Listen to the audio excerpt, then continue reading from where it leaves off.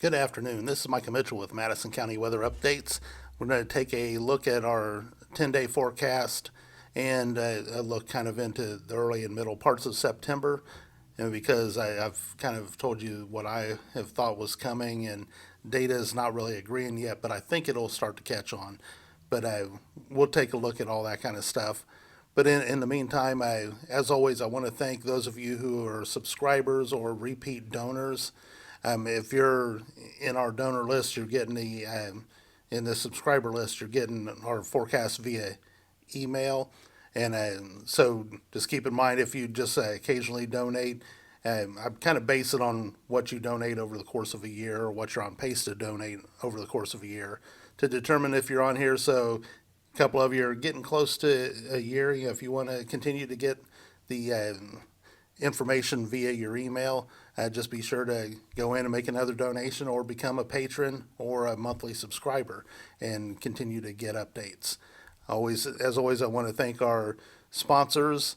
I do want to note Joy Mitchell, Cincy Independent Consultant. They're getting ready to start a new quarter, the kind of fall and winter catalog. That stuff's going to start becoming available tomorrow, and there are going to be some exciting things that'll be available probably tomorrow only. So be sure to reach out to her on Facebook via her face Joy Mitchell Independent Cincy Consultant page, or just hashtag Joy and Sense, and you can track her down. Also, thank you to those of you who are patrons for supporting this page as well. And Aaron Higgins, I see his name on there. He's been working with him through Graphics Now. He's getting ready to open up a merchandise store for us. So then you can get some a little bit of merchandise to as patrons. You'll get some eventually. I think after you make 3 months worth of payments, but you can just directly buy some merchandise that you want and have a little something to show for your money as well. And so hopefully that'll be opening up here in the next day or two. I don't want to show the 10-day forecast just yet because I want to take a look at what I've kind of been looking at down the road. So it helps if I open the right stuff.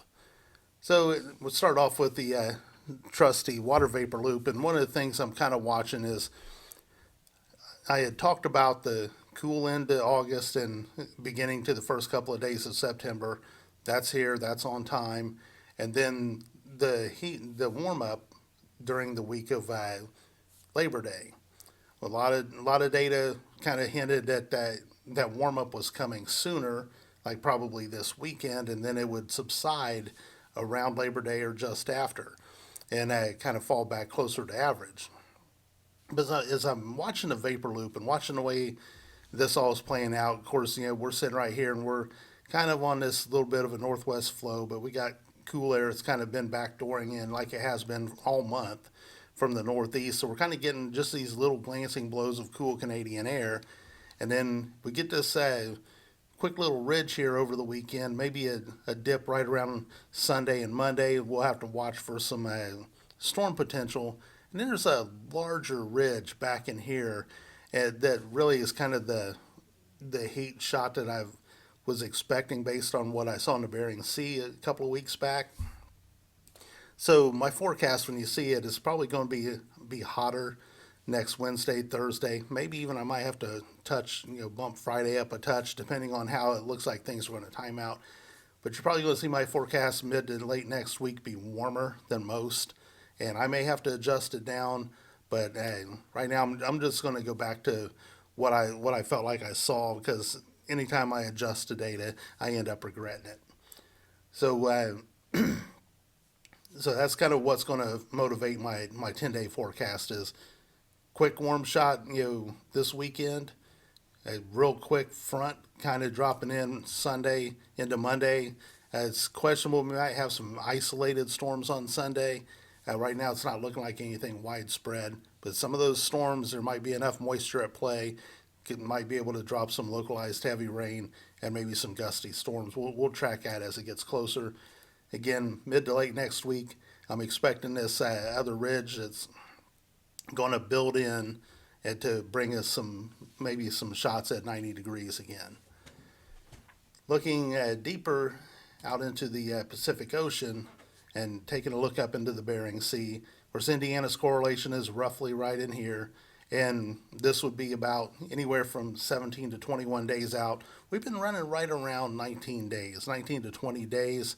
At one point, we were about 21, but it seems like the pattern's starting to pick its pace up a little bit.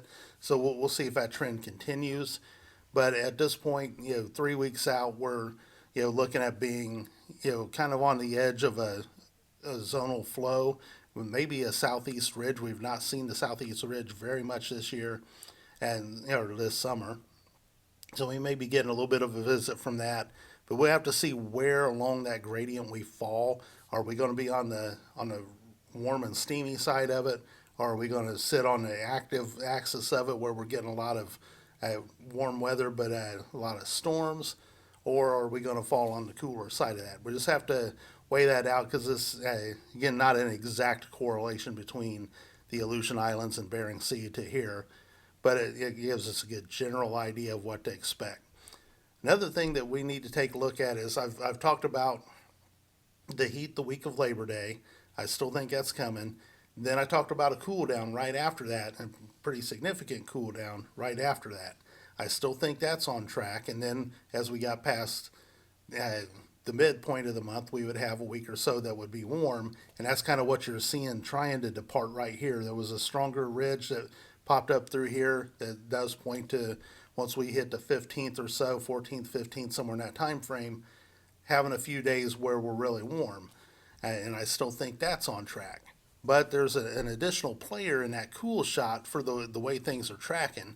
So we'll take a look here at this typhoon out in the West Pacific. It's the first Category 5 tropical storm anywhere on the globe this year, which is kind of amazing that we've made it this far. Still no Atlantic hurricanes, no tropical storms since early July.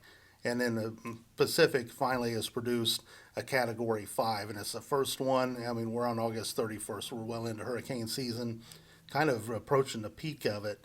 Usually we've had a lot of activity by now, and it really hasn't been. This typhoon right now is heading southeast, but where it's going to come into play is that you take a look right now, it's traveling, making it southeast. There's a front coming through that will pick this up and turn it. And a lot of times when these typhoons recurve like this, my friends at BAM have been talking about this for a few days now, but when these typhoons recurve, if they continue to track north far enough, they perturb the jet stream coming across the Pacific, and they could take that already going to be a cool shot and turn it into a really cool shot if it travels far enough north and disturbs that North Pacific jet stream. This forecast, most of the members do continue it to the northeast, but this black line in here has got it turning suddenly southeast again. If that happens, it's not really going to perturb our pattern that much, but if it continues northeast and gets up into the North Pacific, then that cool down that comes somewhere in the maybe 10th or 11th to 13th or 14th time frame, we might have some days where we only have highs in the 60s. So we'll just have to see how that plays out. Still a long way out. No way to know for sure just yet. But we'll watch this over the next couple of days. It's about 4 days out before it makes the recurve. So by then we ought to have a good idea of the steering currents that are going to be affecting it. So with all that said, we'll go back here and take a look at the 10-day forecast. And I just realized I forgot to put an icon in here for next Saturday. That's what happens when I do these real quick on a 10-minute break. So, but here's where I'm going with the forecast right now. We still see, tomorrow maybe lower 80s, mid 80s on Friday. It'll start to get a little more steamy Friday. Saturday, Sunday, it's going to be more humid. We're going to be in the mid to upper 80s Saturday and Sunday. You have this front that I was talking about that might bring in some isolated storms Sunday. Again, we'll see how that kind of shapes up over the next couple of days. Somewhat of a cool down, if you want to call it that, but really that's still 4 degrees above average at that point, 5 degrees above average.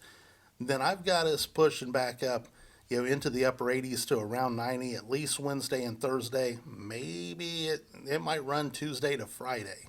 Just kind of got to see whether that ridge narrows itself or whether it stays fanned out a little bit. I think it's going to narrow some more. If it does, it's going to be a 2 or 3 day shot of heat. If it stays a little bit more spread out, then it's going to be maybe a 4 day shot of heat. And we'll watch the front late next week. Coming in, it'll drop us down. And then there may be a secondary front. And if that typhoon becomes involved, then by the time we're hitting next Saturday or Sunday, we may be looking at a much larger cool shot that'll last, anywhere from 2 to 4 days. That's still a long way out. We'll see how that all plays out as those days get closer. 7 day forecasts are hard enough. Doing a 10 day forecast is pretty sketchy at best. So, yeah, we'll see how it goes as we get closer to that. But just know that once we hit that maybe 10th to 14th time frame, somewhere in there, a 2 to 4 day stretch within that window, we might be seeing, we'll at least drop back into maybe the low to mid 70s, but we might get even cooler than that if that typhoon comes into play. So I've rambled on long enough.